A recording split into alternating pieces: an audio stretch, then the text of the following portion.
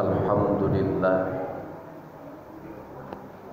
alladzi qad an'amana bis-sihhati wal faragh.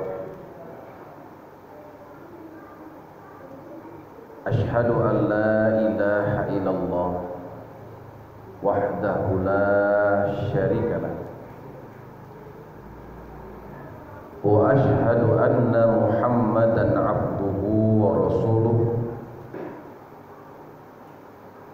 Allahumma salli wa sallim ala sayyidina Muhammadin alladzi qad darabana bimanfaati as-sihhah wal faragh wa ala alihi wa ashabihi ajma'in, amma ba'd. Wa qala Allah ta'ala fi kitabihi asy-syarif, a'udzu billahi minasy syaithanir rajim, bismillahirrahmanirrahim.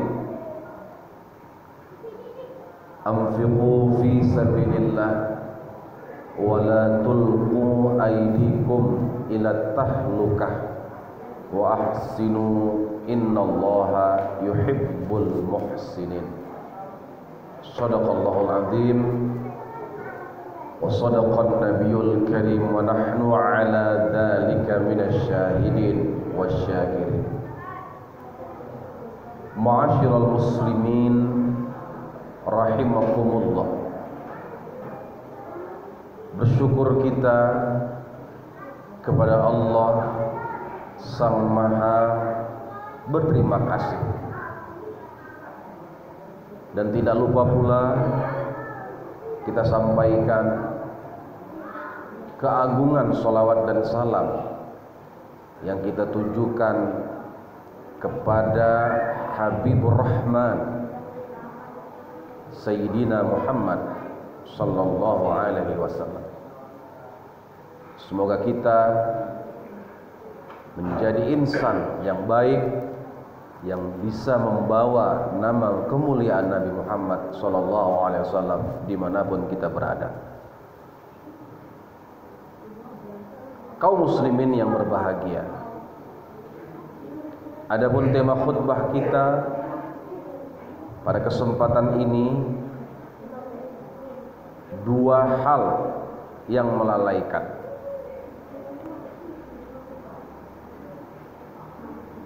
Berangkat dari hadis Rasulullah, beliau pernah bersabda, ni'matani maghbunun fihima katsirun minan nas, as-sihhatu wal faragh. Ada dua nikmat di mana kebanyakan manusia lalai atau terkecoh dengan dua nikmat tersebut, yaitu as-sihhah, kesehatan, wal faragh, waktu lapang.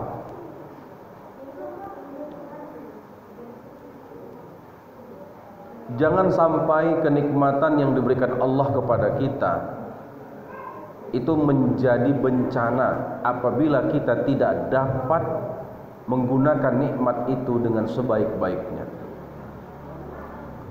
Berapa banyak mereka-mereka yang menggunakan nikmat Allah tetapi malah menderita karena mereka menyalahgunakan nikmat itu bukan di jalannya tetapi di jalan maksiat.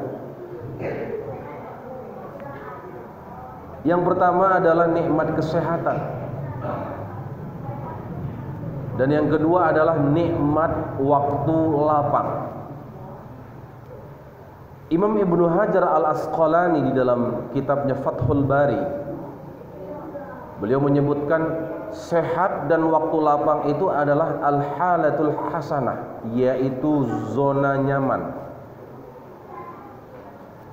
Dalam zona nyaman inilah manusia terkadang sering terlena, dia terbuai dengan kesehatan dan dengan waktu lapang. Allah Subhanahu wa taala di dalam surat Al-Baqarah ayat 195 mengingatkan kepada kita, anfiqu fi sabilillah. Berinfaklah, berilah di jalan Allah itu.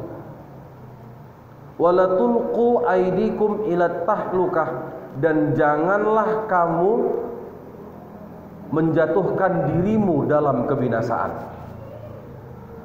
Ini pesan Allah. Jadi kalimatnya, janganlah kamu menjatuhkan, menenggelamkan, apalagi mencampakkan diri. Kata-kata tersebut sesuai dengan hadis Nabi tadi, bahwa ada dua nikmat yang bikin kita terlena, kita jadi lalai. Karena tenggelam dalam nikmat itu, tertipu dengan zona nyaman, akhirnya nikmat itu malah menjadi laknat. Yang pertama tadi adalah kesehatan. Sehat. Betapa banyak manusia menggunakan kesehatannya itu untuk melakukan hal-hal yang tidak diridhoi Allah.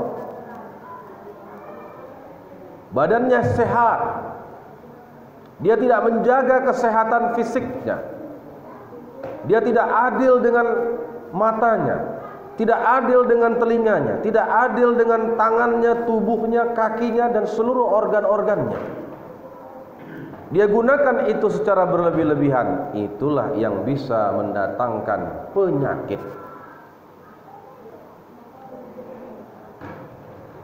Dr. Muhammad Ratib An-Nablisi mengatakan, as-sihhatu tajun ala ru'usil asihha la yaraha ilal mardo. Kesehatan itu adalah mutiara di atas kepala-kepala orang yang sehat, dan tidak ada yang bisa melihatnya kecuali orang-orang yang sakit. Ini nasihat bagi kita semua, bahwa ketika kita sehat, sehat itu mahkota. Raja itu tidak begitu sering melihat mahkotanya, karena mahkota itu di atas kepala. Tetapi yang melihatnya adalah orang lain. Ketika kita dalam kondisi sehat, yang benar-benar merasakan sehat itu, yang tahu hakikat sehat itu, yang ingin kali sehat itu adalah orang-orang yang sakit. Orang yang sakitlah yang merindukan sehat.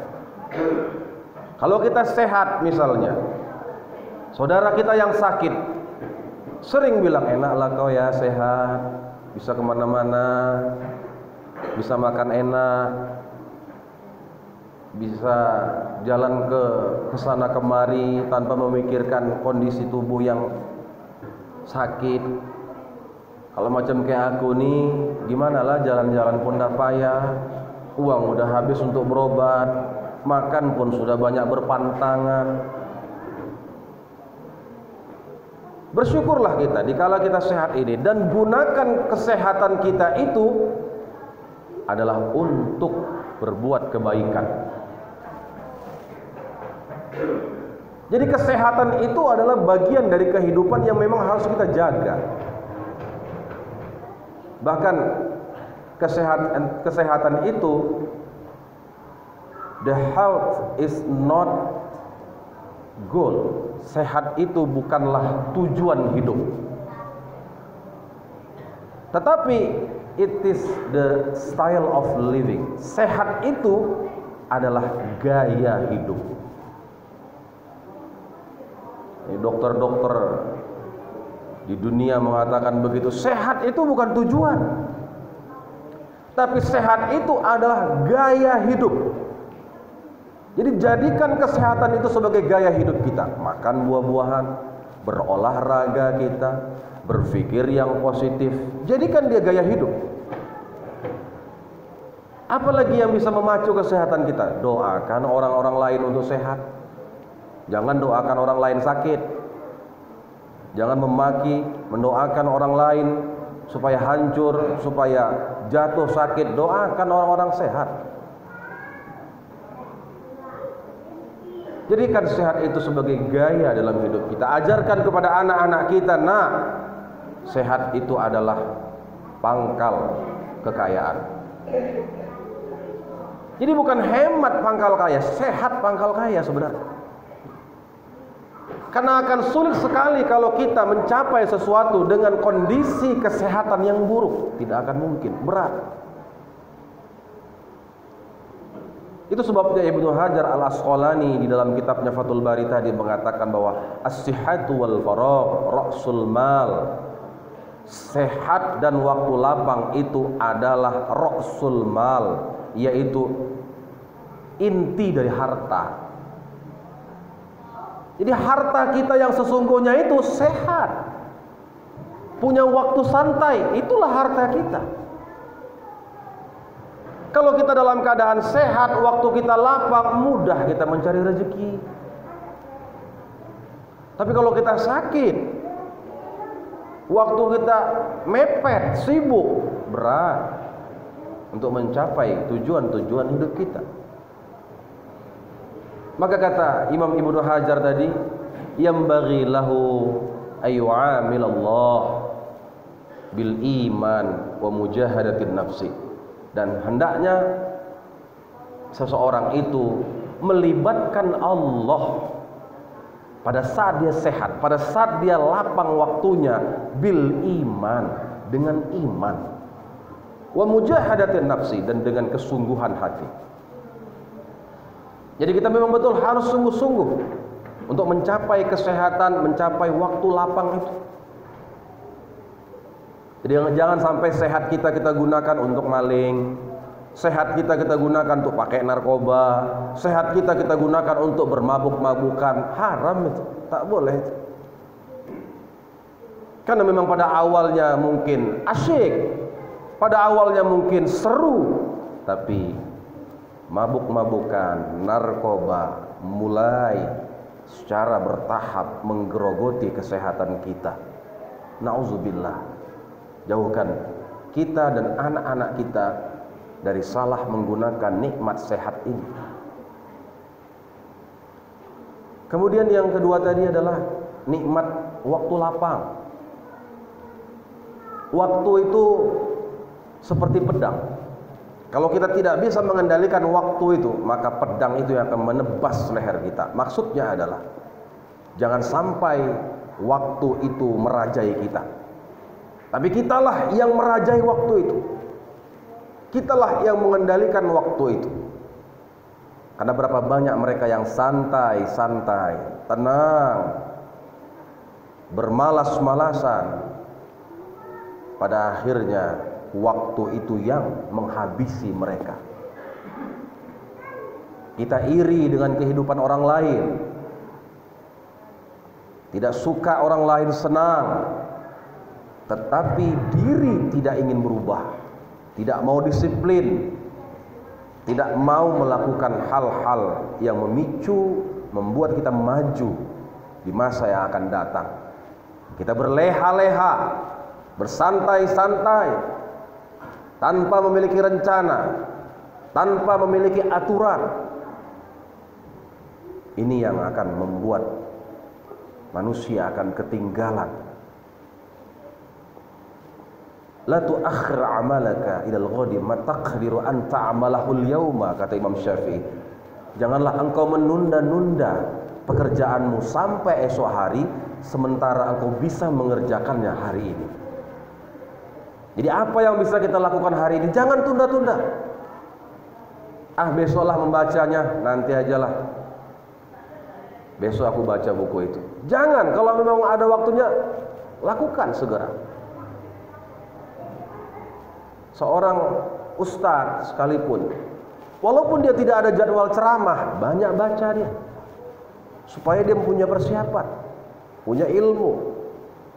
Seorang karyawan, dia harus menyiapkan segala sesuatunya sebelum waktu kerjanya, supaya tidak kelabakan, supaya tidak dia bisa dipecat dari pekerjaannya akibat melalaikan waktunya. Santai boleh, tetapi harus tetap ada koridor, ada aturan-aturan yang kita berlakukan kepada diri kita. Jangan sampai waktu itu menghabisi kita, menikam kita. Karena waktu itu sangat terbatas. Umur dan usia tidak ada yang tahu kapan kita akan dipanggil oleh Allah Subhanahu wa taala. Selagi itu berbuat baik, jangan pernah untuk ditunda-tunda. Karena hari esok kita tidak ada yang tahu. Masih misteri. Masa lalu itu sudah berlalu. Tetapi hari ini adalah milik kita. Ini adalah waktu kita. Orang-orang yang pandai menempatkan waktu santainya, pandai menempatkan waktu lapangnya adalah hatinya tetap lapang walaupun dia sibuk. Jadi orang-orang yang pandai membagi waktu hidupnya, walau dia sibuk, hatinya tetap merasa lapang. Tapi bukan waktu lapang yang akhirnya membuat dia jadi sibuk. Perhatikan, mereka yang menunda-nunda waktunya, ujung-ujungnya akhirnya dia menumpuk-numpuk kegiatannya. Ya, akhirnya jadi sibuk tak menentu. Akhirnya terburu-buru. Istilah anak kuliah namanya SKS, sistem kebut semester jadinya. Kecapean akibat berleha-leha tadi, terlena dengan waktu lapang tadi. Sehat juga akhirnya terganggu. Ya, kalau orang udah terlalu sibuk jadi beban, terbawa pikiran, akhirnya kurus badannya, kecapean, kelelahan akut, akhirnya jatuh sakit. Ini dia. Benar yang dikatakan Rasulullah tadi, ada dua nikmat yang membuat kebanyakan manusia itu terlena, yaitu sehat dan waktu lapang. Gunakan waktu sehat dan waktu lapang kita ini untuk melakukan hal-hal yang produktif, untuk melakukan ibadah kita kepada Allah, untuk melakukan yang baik, dan kita wariskan kebaikan-kebaikan itu kepada anak, cucu ataupun generasi kita selanjutnya. Barakallahu li wa lakum fil Qur'anil azim wa nafa'ani wa iyyakum bima fihi minal ayati wa dzikril hakim wa taqabbal minni wa minkum tilawatahu innahu huwal ghafurur